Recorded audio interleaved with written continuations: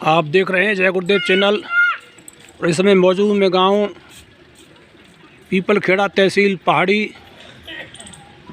जिला भरतपुर, राजस्थान से आज दिनांक 29 नवंबर 2022 को कुछ ही क्षणों में यहाँ पे सत्संग प्रारंभ होगा। गुरु महाराज के वचन सुनाए जाएंगे। तो आप सभी से मेरा निवेदन है, यदि आप पहली बार चैनल को देख रहे हों तो चैनल को सब्सक्राइब करें, बेल दबाएं, लाइक करें, शेयर करें। जय गुरुदेव चैनल। ये शरीर का दो काम आपको करना है। पहला काम शरीर अच्छा। परमात्मा ने आपको माँ के गर्भ में बता दिया, उसको आप बाहर आके भूल गए तो महात्मा बाहर आके आपको बताते हैं कि इस दुनिया में आके मनुष्य शरीर में आपको दो काम करने का अधिकार आपके हाथ में है और ये दोनों काम आपको ही करना होगा। तो पहला काम शरीर अच्छा का है। शरीर अच्छा कैसे होगा? जब आप शाकाहारी रहेंगे, सदाचारी रहेंगे, मेहनत और ईमानदारी से खेती, दुकान, दफ्तर में आप काम करेंगे और अन्न, फल, फूल, दही, दूध ये शरीर को खिलाएंगे तो आप स्वस्थ और निरोग रहेंगे, शरीर की रक्षा हो जाएगा। लेकिन जब आप चोरी करेंगे, ठगी करेंगे, लूट करेंगे, धोखा करेंगे, दूसरे का धन का दूसरे के स्त्री पर नजर ले जाएंगे, कुदृष्टि डालेंगे और मांस, मदिरा, दारू, शराब का सेवन करेंगे, हिंसा, हत्या, पाप, चोरी, जारी, पाप करेंगे तो शरीर का ही सत्यानाश कर लेंगे। आत्मा की रक्षा कैसे करेंगे? तो महात्माओं ने कहा कि पहला काम शरीर की रक्षा। खाना दे दो, कपड़ा दे दो, दवा दे दो, साबुन दे दो, शरीर स्वस्थ रहेगा, निरोग रहेगा। पराई नारी, पराये धन को मिट्टी समझो, उसके तरफ कुदृष्टि उलट के कभी भी मत सोचना। तुम्हारे भाग में, तुम्हारे प्रारब्ध में, तुम्हारे तकदीर में, तुम्हारे नसीब में है। वो श्वास श्वास में मिलेगा, जहां भी जाओगे वो तुम्हारे साथ रहेगा और वो तुम्हें मिलेगा। उसे न कोई छीन सकता है, न कोई ले सकता है। तो तुम्हें दूसरे के धन पर और दूसरे के स्त्री पर नजर ले जाने की क्या जरूरत है? जब तुम्हारे लिए मिला है, उसी पर गोधन, गर्दन, बाधन और रतन धन खान। जब आवे संतोष धन, सब धन धूर समान। हमेशा सुखी रहना चाहते हो तो सब्र और संतोष का धारण करो। लंगोटी लगाओगे, मोटी रोटी नमक से खाओगे, पेट के नीचे रहो, जो आनंद लोगे चक्रवर्ती सम्राट नहीं ले सकता है। जो आनंद मिले राम भजन में, सो सुख नाही अमीरी में, मन लागू मेरो यार फकीरी में। जो भगवान के भजन में आनंद मिलता है वो ये सब चीजों में मिलेगा। ये कूड़ा करकट कचरा है, गंदगी का ढेर है, जिसमें आप आनंद ढूंढ रहे, तलाश रहे। तजही सब धन धाम सहेली, और उठाई पीरा पीओ चलही अकेली। लखनऊ का नवाब था, इतना अयास था, इतना विलासी था कि मैं उसका वर्णन नहीं करना चाहता, बस इशारा मात्र कर दिया। इतना जिसका कोई वर्णन नहीं कर सकता, लेकिन उसके 1.25 मन फूलों से सेज होता था। चंपा, चमेली, जूही और ये खुशबूदार फूलों का सेज लगता था। और वो सेज लगाती थी एक दाई, बहुत दिनों से बचपन से ही लगाती आ रही थी माली। सेंटेड खुशबू उठता था, गंध इतना फैल जाता था, सुगंधी जिसका हिसाब नहीं। एक दिन सोचने लगी कि बहुत दिनों से हम इस सेज को लगाती हूँ और इसको नवाब बसा आके सोता है। आज तक इसको बैठ के हमने देखा नहीं, थोड़ा सा बैठ के देख लेते हैं। तो थोड़ा सा बैठी, वो इतना खुशबूदार, सुगंधी और आराम देता कि उसको आके झपकी लग गया और उसको नींद आ गया। वो तो थोड़ा सा देखने के लिए बैठी थी, नींद आ गया, झपकी लग गया, बस वो गिर गई बिस्तर पर और गहरी नींद में खो गई। अब उसको शरीर का सूत ही नहीं था, तब तक बस आ गया नवाब और देखा कि ये हराम जाति का मजा हमारे सेठ पर, बिस्तर पर।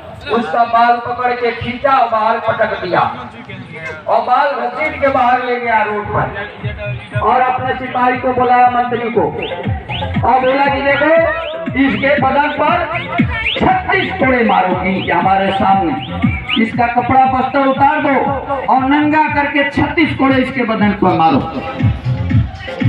अब जो है भाई सिपाही हुकुम का पाबंद, हुकुम का बंदा, बादशाह का हुकुम है। तो उसका जो सो कपड़ा उतार दिया और गिन करके कोड़ा मारने लगा।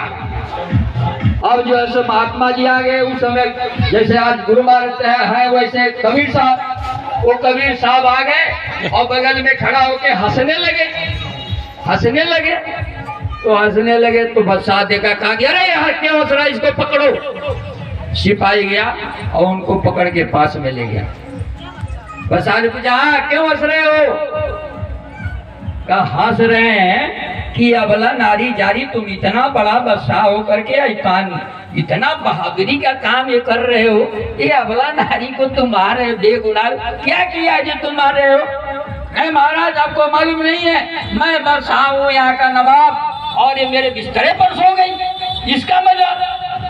बोले कितना कोड़ा मार रहे हैं इसको? कहे 36 कोड़ा। कहे कितना देर सोई है? कहे 10 मिनट। और जोर से हंसे। कहे अब क्यों हंसता है? तो और जोर से हंसे। बोले अब क्यों हंस रहा बताओ? कहा जब मैं तो बेचारी 36 कोड़ा तो झेल लेगी, मैं अब ये सोच रहा हूँ कि जो इस पर परमानेंट हमेशा सोता है उसका कितने कोड़े लगेंगे, वो कैसे झेलेगा। 10 मिनट वाली का तो ये हाल है, अब जो सारी जिंदगी इस पर सोया है उसका हिसाब जोड़ता हूँ कितने हजार लाख करोड़ कोड़ा उस पर पड़ेगा, अब वो आदमी कैसे झेलेगा, ये सोच के हंसी आ रहा है। और अंतर ध्यान हो गए, उसकी रूह कांप गया नवाब का, टट्टी पेशाब खड़े खड़े पैजामे में उतर गया उसका। अब वो सोच रहा बाप रे वो व्यक्ति तो मैं ही हूँ, और वास्तव में ये थोड़ी देर सोई तो मैंने इसको इतना सजा दिया, लेकिन हमारे ऊपर भी तो कोई है और कोई होगा जिसके नजर में ये हिसाब किताब होता होगा। तो ये तो जो अंदर ध्यान हो गया वो तो खुदा ही नहीं भगवान हो, जो तो सच बोला है, कभी उसका बात झूठा हो नहीं सकता है। अब चिंता उसका तत्ता जय सब धन धाम सहेली। अब वो धन धाम और सहेली उसको अच्छा नहीं लगे और न उसको मन लगे, उसी समय ऐसे ठोकर मारा और छोड़ दिया गति और निकल गया। तो वो कहने का मतलब यह है कि ये शरीर जन्म लेता है, आत्मा का नहीं। आप शरीर नहीं आत्मा है। शरीर जन्म लिया, माँ के गर्भ से शरीर बालक बना, किशोर होगा, जवान होगा, बूढ़ा होगा, मर जाएगा। आपका नहीं जन्म हुआ, न आप बालक बने, न आप किशोर होगे, न जवान होगे, न बूढ़ा होगे, न मरेंगे। ये किराए का मकान है, रेंटेड हाउस, चंद रोजा मुसाफिर खाना दूसरे का है। वो कौन है, कहाँ रहता है? हमारे आपके सिर के ऊपर बैठा है। आप अपने जुबान में उसको ईश्वर कहिए, अल्लाह कहिए, खुदा कहिए, गाड कहिए, भगवान कहिए, वाहिगुरु कहिए, हरि का 1000 नाम, परमात्मा का अनंतो नाम, जिस नाम में पुकारना है पुकारते रहिए, वो तो एक ही है। पहले भी एक था, आज भी एक, आगे भविष्य में भी एक होगा। हजारों जाति बना लीजिए, हजारों धर्म, हजारों संप्रदाय, हजारों नाम से उसको पुकारिए, लेकिन न वो दो कभी हुआ, न कभी हो सकता है, न कभी होगा। पहले भी एक था, आज भी एक, आगे भी एक ही रहेगा। हजारों कुछ भी बना लिए, वो एक ही। आने का सबको रास्ता एक और सबको जाने का रास्ता एक है। ये नहीं कि प्रधानमंत्री जी प्रधानमंत्री हो गए तो उनके लिए अलग रास्ता बना है, राष्ट्रपति साहब का अलग रास्ता बना है, राजा साहब के लिए अलग रास्ता बना है, और झाड़ू लगाने वाला का अलग रास्ता बना है। ऐसा नहीं है। गुरु महाराज ने करे बच्चा, सबका रास्ता आने का एक ही है, और सबको जाने। कोई आसमान से जमीन पर टपक के नहीं आया है। सबको कहाँ से आते हैं? कि ये काल और माया, ये दोनों वैज्ञानिक है, साइंटिस्ट है, इंजीनियर है। कैसे ये आपका शरीर को निर्माण किया आपको खुद पता नहीं है। जैसे एक कलाकार होता है, खेतों से चिकनी मिट्टी लाता है, उसमें कंकड़ होता है, पत्थर होता है, रोड़ी होता है, लकड़ी होता है, बहुत महीन उसको चालता है, उसको सारे कंकड़ रोड़ी पत्थरों को निकाल के और खूब पानी से उसको महीन बारीक छानता है, गूंथता है, और गूंथ के लकड़ी का फट्टा, बांस का फट्टी लगा करके पुआल उस पर बांध के हाथ पैर बना देता है, और उस पर मिट्टी को चिकनी मिट्टी लेते लेपते लेपते शंकर जी, गणेश जी, हनुमान जी का खूब बढ़िया मूर्ति बना देता है, खूब बढ़िया। प्राण नहीं डाल सकता है तो पंडित जी को बुला के प्राण प्रतिष्ठित कराते, उसके बाद से पूजा करना शुरू कर। ठीक उसी तरह क्या है, नीचे जल है, नीचे जल है, उसके ऊपर पृथ्वी है, तब वायु है, अग्नि और आकाश है। ये दो आंखों से जो कुछ देख रहे हैं, पांचों तत्व जड़ है। ये क्या है? माया का मसाला। इसी का नाम है माया का मसाला। माया और कोई नहीं, ये माया का मसाला है। ये क्या है? कि छाया। दो आंखों के ऊपर माया बैठी है, उसका यक्ष है, प्रतिबिंब है, छाया है। और ये छाया में हम भुला गए, माया तो किसी के हाथ ही नहीं लगी, इसी छाया में सब फंस गए। अब ये आगे पानी माटी वायु ये आकाश, ये पांचों तत्व जड़ है। जड़ का मतलब निर्जीव बेजान, जिसमें न रस है, न सुख है, न शांति है, न आनंद है, न ज्ञान है, न प्रकाश है। उसी पांचों तत्वों का हमारा आपका ये शरीर। तो गुरु महाराज ने ये तो बताया, ये बच्चा ये दो कुछ दो आंखों से देख रहे हो, ये भी जड़ और ये भी जड़, ये भी नसवान, ये भी नसवान, ये भी क्षणभंगुर, ये भी क्षणभंगुर, ये भी मिट्टी का मिट जाने वाला और ये भी मिट्टी का मिट जाने वाला। ये तो तुम्हारा है, ये तो दूसरे का है। थोड़े दिनों के लिए तुमको किराए पर दे के भेजा कि मेरे संसार में जाओ, मेरे शरीर में रहो, मेरे सामानों से मेरी शरीर की हिफाजत कर दो, रक्षा कर दो, खाना दे दो, कपड़ा दे दो, दवा दे दो, साबुन दे दो, शरीर की रक्षा कर लो। और जब कोई काम ना हो तो इसी इंसानी जामे में, इसी मनुष्य शरीर में महात्मा और फकीर मिलेंगे, उनकी तलाश कर लो, ढूंढ लो। और जब तलाश करोगे, ढूंढोगे तो जरूर मिल जाएंगे। और जब वो मिल जाए तो ये तन, ये मन, ये धन जो तुम्हें थोड़े दिनों के लिए किराए पर मिला है, दूसरे का सामान, वो उनके चरणों में चढ़ा दो, अर्पित कर दो कि महाराज मैं मूढ़ ज्ञानी, मैं कुछ नहीं जानता हूँ और ये आपका, मैं आपका सेवक, आपका दास, मुझे भी मुक्ति की जुक्ति दे दीजिए। तो भेदी लीजो साथ में, दीनों पंथ लखाए, कोटि जन्म का रास्ता पल में पहुंचा जा। तो दया के सागर है। जब दीन भाव से उनके चरणों में जाके दीन होकर के उनको आप विनती प्रार्थना करेंगे तो वो कृपालु है, आप पर कृपा दृष्टि करेंगे। और जब वो आप पर कृपा दृष्टि करेंगे तो फौरन आपका आत्मा का आंख यानी दिव्य दृष्टि खुल जाएगा, दिव्य दृष्टि खुल जाएगा। और जब खुलेगा तो अंदर और बाहर दोनों को ज्ञान हो जाएगा। क्योंकि पहले लोगों ने इसी तरीके से पाया, आज भी इसी तरीके से मिलता है, आगे भी यही तरीका, इसके बाद दूसरा और कोई तरीका नहीं है। तो जो भी रंज शंकर सम होई, बिन गुरु भाव निधि तरे नहीं कोई। श्री गुरु पद नख मणि गण ज्योति, सुमिरत दीप दृष्टि होती। दलन मोह तम शशि प्रकाशु, अब बड़े भाग उर आवही जाता। तो प्रेमियों, शरीर के लिए खूब आपको खाना, कपड़ा, चिंता, 3 बार 4 बार भोजन करते हैं, लेकिन आत्मा का भोजन, महात्मा का वचन, दुर्धाम के बासी अविनाशी, निज मौज से जब जब आते हैं, भूले जीवों पर प्यारे गुरु तब खूब दया बरसाते हैं। वचनामृत का प्याला भर भर के तब सबको खूब छकाते हैं। मन माया का पद 3 छुड़ा, चौथे का भेद बताते हैं। उस शब्द ज्योति मझधारा में निज नाम जहाज चलाते हैं। जो भाग्यवान चढ़ जाते हैं वे निज घर अपना पाते हैं। जो चढ़ न सके या छोड़ गिरे वो भाग्यहीन कहलाते हैं। तो वो संत सदगुरु जब इस संसार में आते हैं, कब आते हैं?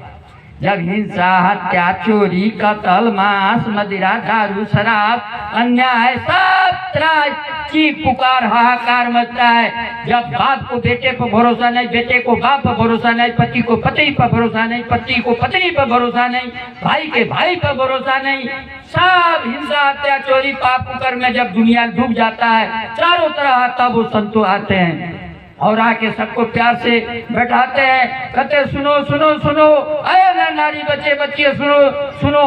तब हम जाते हैं वहाँ। ऐसे कैसे जाओ? बोला हम कैसे, आपके जिले का डीएम बैठा है आपका जो सो भरतपुर में, और यहाँ सिविल धोती कुर्ते में आ जाता, आप पहचान पाओगे?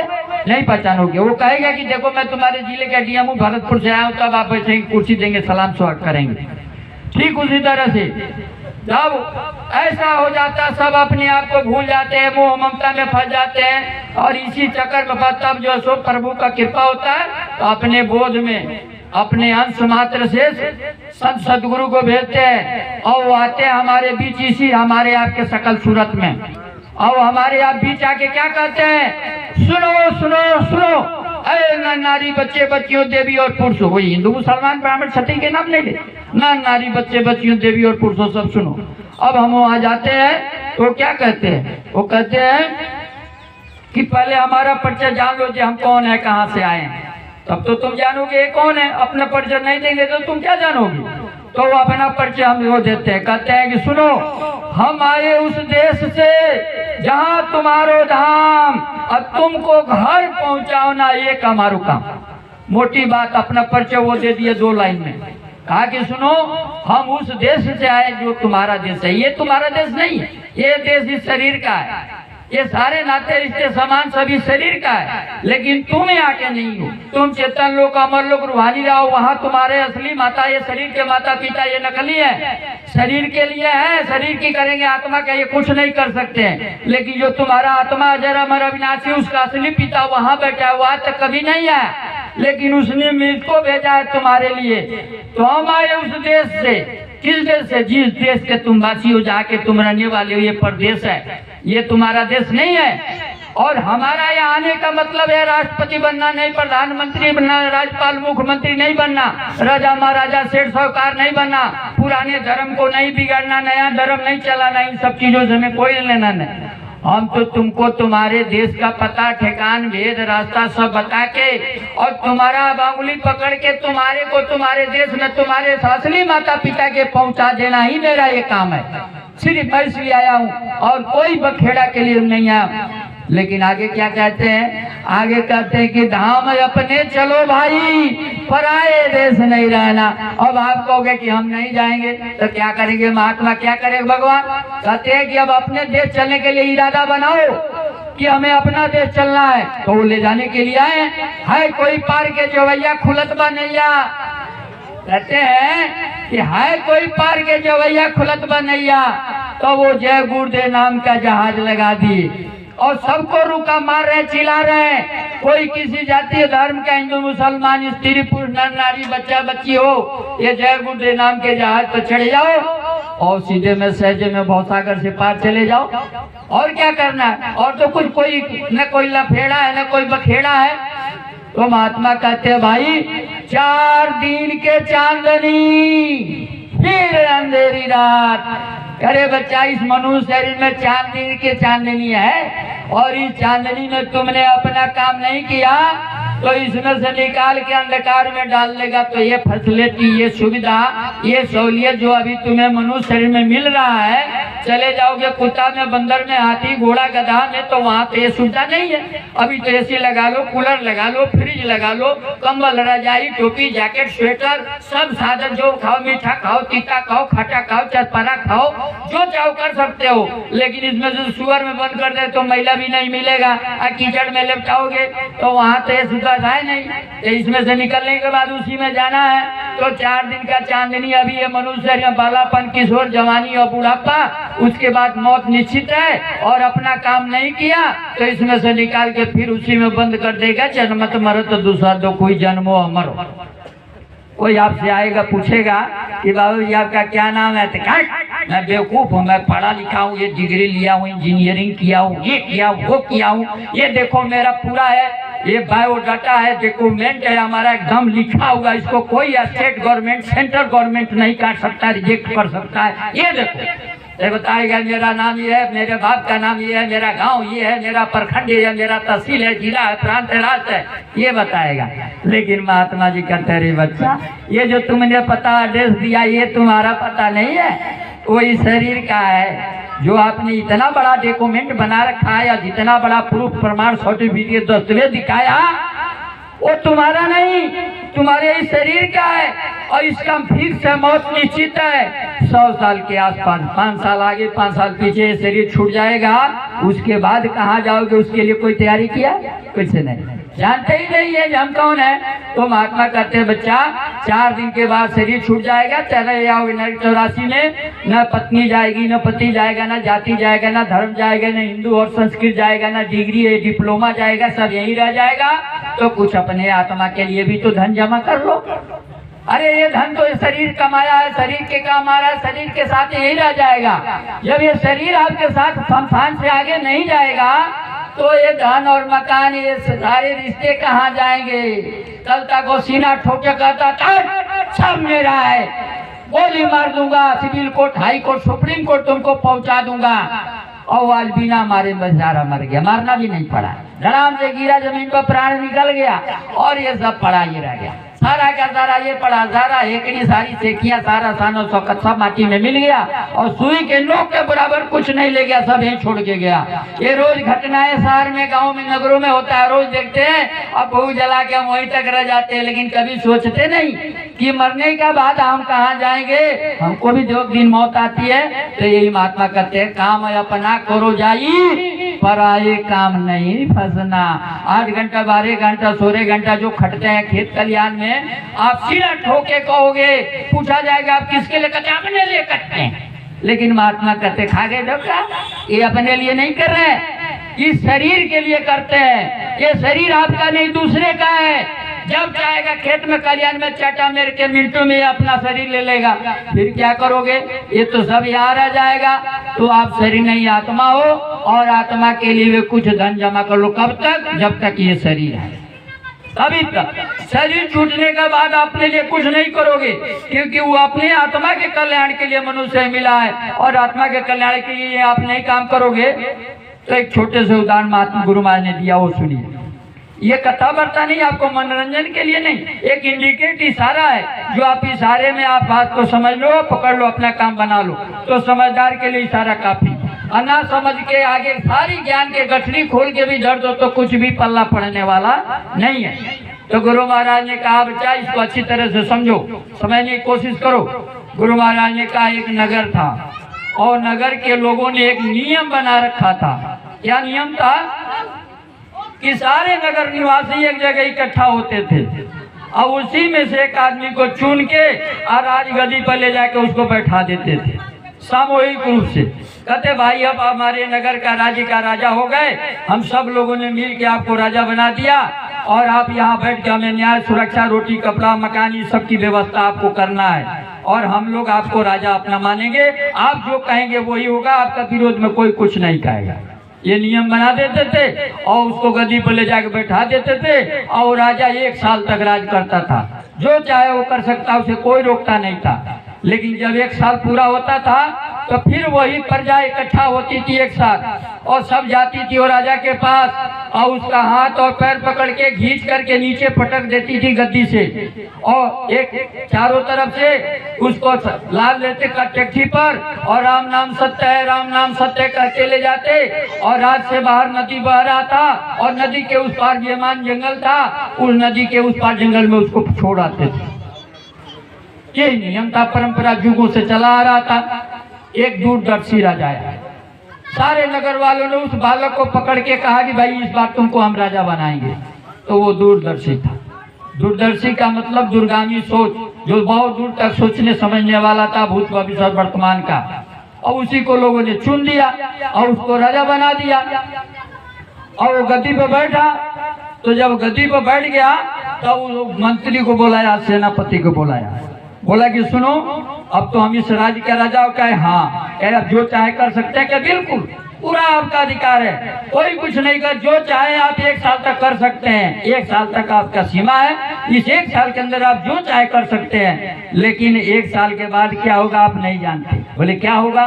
कहे यहाँ का रहन सहन रीति रिवाज और परंपरा ये है कि जिस दिन 1 साल पूरा होगा, जो लोग आपको गद्दी पर बैठाए हैं, राजा बनाए हैं, वही सब आएंगे और आपको हाथ पैर पकड़ के खींच के गद्दी से नीचे उतार के पटक देंगे, और आपको टिक्की पर लाद के और राम नाम सत्य है, राम नाम सत्य है कहते ले जाएंगे, और नदी के उस पार जंगल में फेंक देंगे।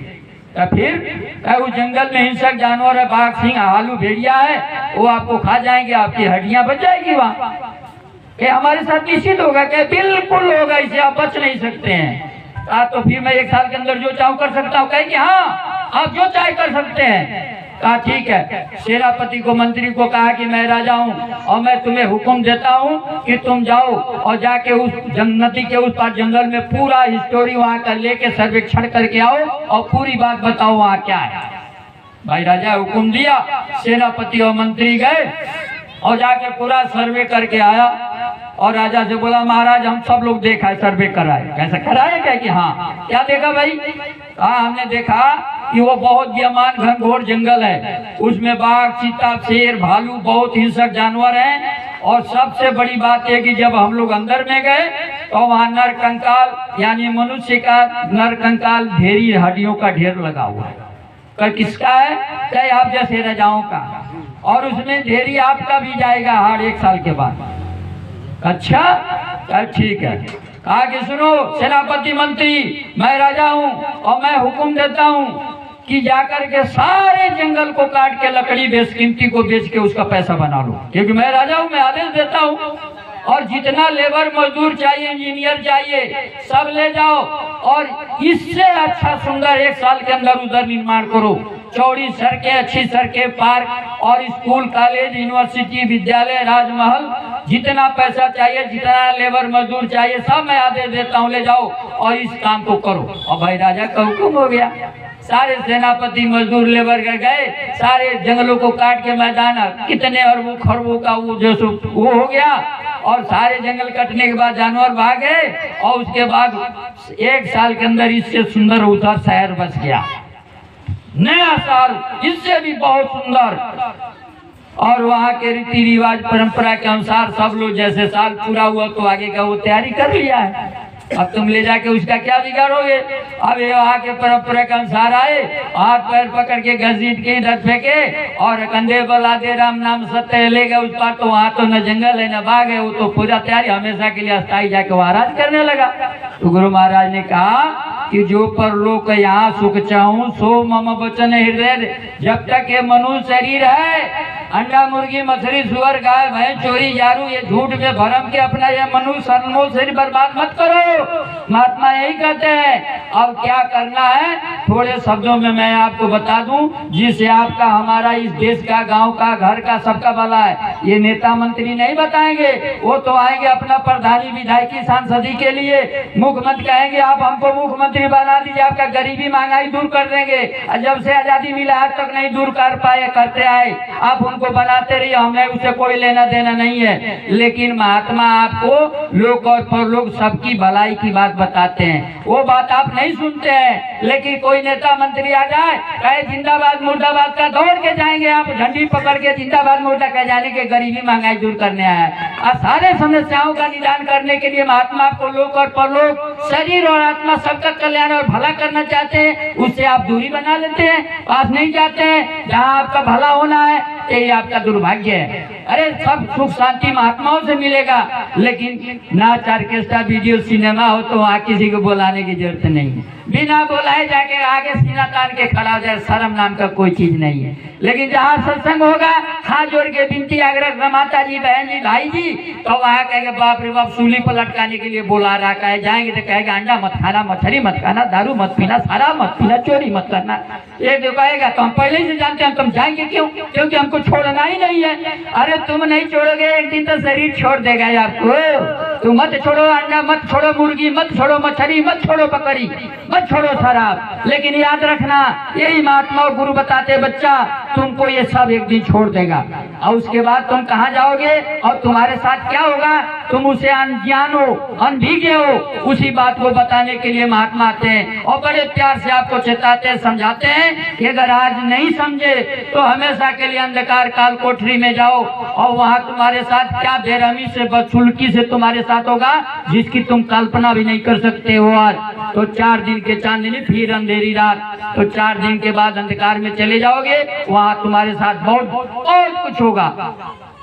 एक बार कृष्ण भगवान और उद्धव जी गए जंगल में, और जंगल में एकांत पाके उद्धव जी ने कृष्ण भगवान से कहा, रे भगवान आप तो वैकुंठ लोक के मालिक हैं, गोलोक के मालिक हैं, बहुत विशाल है, आनंद का भंडार है वहाँ। और इस संसार में कोई कोड़ी है, कंगाल है, अंधा है, लंगड़ा है, लुल्ला है, गरीब है, भिखमंगा है, खाना नहीं, कपड़ा नहीं, दवा नहीं, साबुन नहीं, सब दुखी और परेशान है। और आपका सारा वैकुंठ खाली पड़ा है। ऐसा क्यों होता है? ये सब लोग को ले चलते हैं, सब लोग वहीं वैकुंठ में सुख से आराम से रहते, क्या नुकसान हो जाता? कृष्ण भगवान ने कहा, रे उद्धव, मैं तो चाहता ही हूँ कि सब लोग चले वहाँ सुख से आनंद से रहे, लेकिन ये संसार विषय वासना में, लोभ मोह ममता में इतना जकड़ा हुआ है, इतना फंसा हुआ है कि ये इसको छोड़ना ही नहीं चाहता। और जब तक ये छोड़ेगा नहीं इधर से तो उधर कैसे जा सकता है?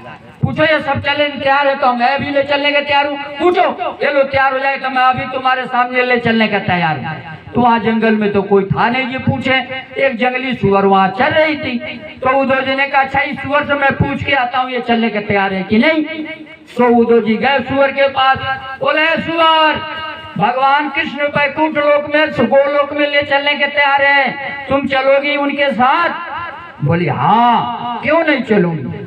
बड़ा खुश हुए उद्धव जी, कहे कि कृष्ण भगवान तो कहे कोई जाने का तैयार नहीं है, अरे बेचारी जाने की तैयार है, खुशी से आ रहे थे। लेकिन सुअर बोली कि अरे साहब रुक जाइए, रुक जाइए, रुकिए रुकिए रुकिए रुकिए। उद्धव जी रुक गए, बोले हाँ क्या बात है भाई? बोला बात यह है कि एक मैं चीज आपसे जानना चाहता हूँ, वो बता दीजिए हमें। बोला आप पूछो क्या जानना चाहती हो? जानना चाहती हुई है कि बैकुंठ में पैखाना खाने को मिलेगा, टट्टी मिलेगा वहाँ बैकुंठ में खाने को? वहाँ टट्टी पेशाब नहीं होता है, जो खाने कहाँ से मिलेगा, वो होता ही नहीं है। क्या तब तो फिर तो मैं यही ठीक है वहाँ जाने वाली हूँ। ये दशा है हम जीवों को, मांस मछली अंडा नहीं छूटेगा, भले अपना आत्मा का कल्याण छूट जाए, भगवान का भक्ति छूट जाए, ये हो जाए, लेकिन हम ये गंदगी को छोड़ना नहीं चाहते तो बैकुंठ में कैसे जाएंगे? इसलिए हम आत्मा हाथ जोड़ करते हैं। तो आपके सामने गुरु महाराज का तस्वीर लगा है, पोती पढ़ पढ़ जगमरा पंडित तू आए न कोई, 2.5 अक्षर प्रेम का पढ़े सो पंडित हो। हम 2.5 अक्षर की बात बताने, पोती की बात बताने नहीं आए, चंद शब्दों में, थोड़े शब्दों में हम आपकी जरूरत और काम की बात। अभी आपको पता नहीं है जाके क्या होने जा रहा, वो तो मैं इशारा मानते, इशारा और समझदार के लिए इशारा काफी है, ना समझ के इशारा ज्ञानी गठरी कुछ भी पला उसको पढ़ने वाला नहीं। वो तो जब सिर पर लाट पड़ेगा तब उसको पता चलेगा, उसके पहले समझ में आने वाला नहीं है। तो मैं थोड़ी सी बात आपको बता देता हूँ। गुरु महाराज आए, जितने महापुरुष आए संसार में, सबका एक ही उद्देश्य था, जग का भला करने आते हैं। जग का अपना काम कर लिया, रही ना चिंता कोई, वो अपना काम कर लिए और वो अपना भला करने के लिए आपके बीच नहीं आते, धक्का नहीं खाते, धूल नहीं पाकते, अपने लिए नहीं आते।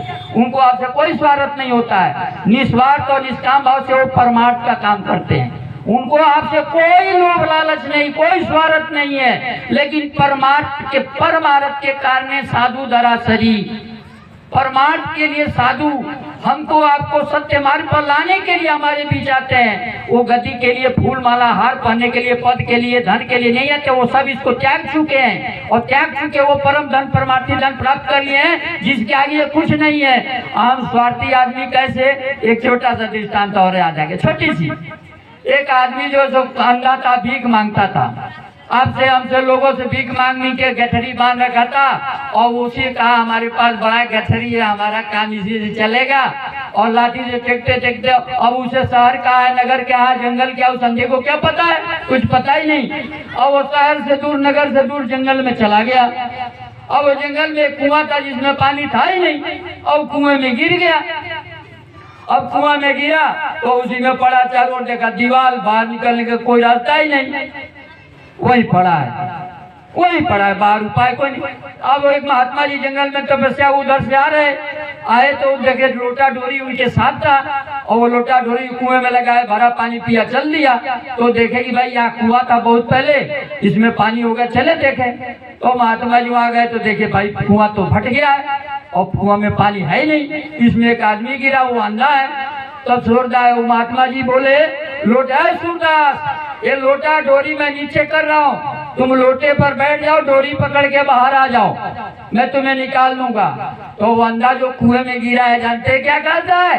वो कहता है नहीं, मैं बाहर नहीं आऊंगा, इसी कुएं में रहूंगा, तुम चोर हो और हमारा ये सामान गठरी जो हमारे पास है इसको तुम लेना चाहते हो, इसीलिए हम बाहर नहीं आएंगे, हम इसी में रहेंगे।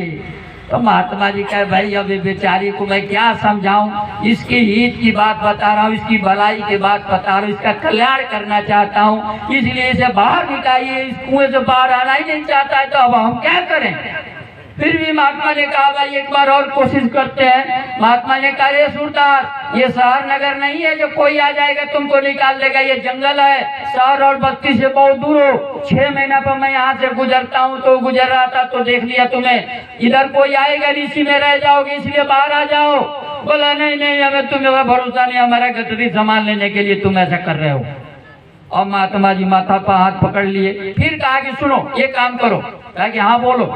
कहा कि देखो ये जो गठरी तुम्हारे पास है, मान लो तुमको बाहर निकालने के बाद अगर मैं ले भी लिया तो तुम कुएं से बाहर आ जाओगे, तो घूम घूम के तुम मांग के फिर से बना सकते हो, तुम्हारे पास फिर से ये दोबारा हो जाएगा। लेकिन बाहर नहीं आए तो कई महीने तक खाओगे, 6 महीने के बाद ये गठरी तुम्हारा खत्म हो जाएगा, फिर तो तुम भूखे इसी में मर जाओगे। तब वो दिमाग पर जोड़ दिया, कहा हाँ ये तो बात आप सच्ची कह रहे हैं, ये बात तो आप सही कह रहे हैं, इसलिए चलो आप गठरी बोटरी भोले ले लेना, लेकिन निकाल लो बाहर। अब वो लोटे पर बैठ गया, डोरी पकड़ लिया, महात्मा जी उसको बाहर खींच लिया।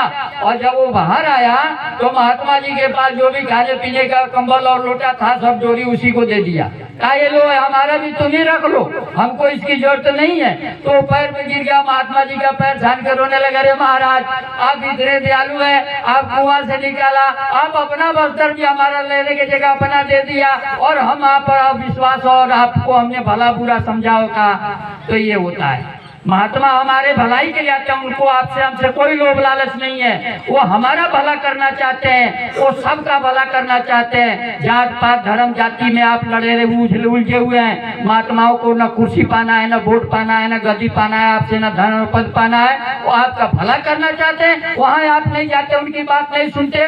तो आत्मा का भोजन है, महात्मा का वचन, वो आपको मिलता ही नहीं। शरीर का भोजन 3 बार मिलता है, साल में 1 बार भी सत्संग होता है, 2 महीने 3 महीने 6 महीने साल पर तो जाते नहीं और महात्मा का वचन सुनते नहीं। तो आत्मा का खुराक है महात्मा का वचन, जो उनके मुखार भी से वाणी निकलता है वो वचनामृत है, वो आत्मा का खुराक है। उसे आत्म चेतना, आत्म जागृति, आत्म शुद्धि, तब आत्मबोध होता है, तब आत्म साक्षात्कार होता है, और तब आप जानते हैं कि हम कौन है, कहाँ से आए, केवल कैसे आए, और हमारा अपना काम क्या करते हैं, तब ये मानव जीवन और जन्म सफल होता है। तो प्रेमियों, गुरु महाराज ने कहा, अब उसको आप ध्यान से सुनिए, 2 काम आपको करना है।